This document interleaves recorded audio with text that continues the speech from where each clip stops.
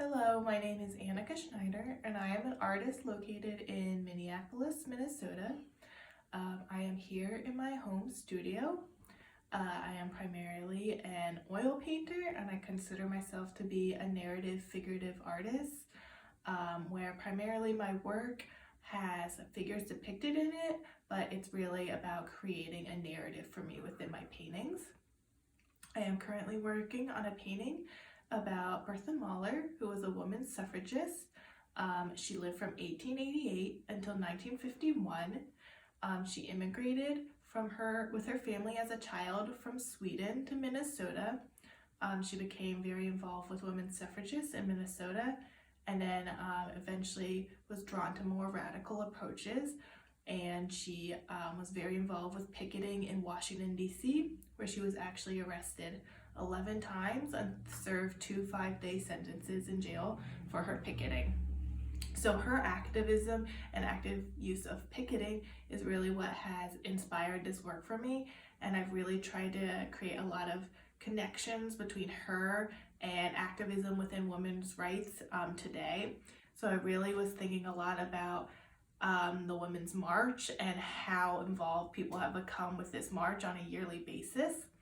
So with my painting, I really wanted to sort of make a commentary on time, where we might think of somebody who was born in 1888 as having lived so long ago, but I really wanted to show the impact in my painting of how, Bertha Mahler and her work is still leading us from the past with our struggles within women's rights today.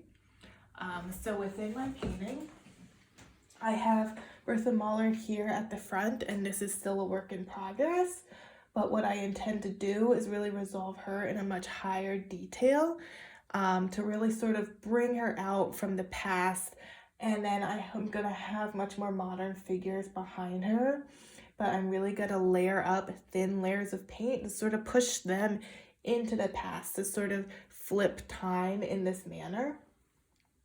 And then I have all of these women activists as seen sort of climbing over these rocks and rubble to sort of try to metaphorically represent how that this is a struggle that has been going on, but it's a struggle for women's rights that continues to this day. And due to work of so many people's activism, it is a continuous struggle, but hopefully one with hope for improvement in the future, which I also intend to show in sort of some of the atmospheric perspective within my painting. So within my painting, layering has become really important as to how I sort of want to make a commentary about time and connecting ourselves to the past. So I've really built up all of these thick layers of paint in the front to sort of be what comes out at most of the viewer, to sort of show how these struggles continue on into the future and from the past, and then sort of thin it and really create this sort of smoky atmospheric perspective to push things into the distance. So as I am an oil painter and oils have a very long drying time, I use a variety of mediums that I mix in with my paints. These are 2 mediums that I use to thicken the paint, but also increase the drying time, which is how I build up this really nice texture. And then I use thin layers of paint to sit on top to really create a nice depth, but also a glossiness within the colors, to sort of sit these thin layers on top of the thicker colors. And I use different mediums for that as well. Sometimes I use certain fast drying mediums, or something I really like to use is Gamsol, which is an odorless solvent.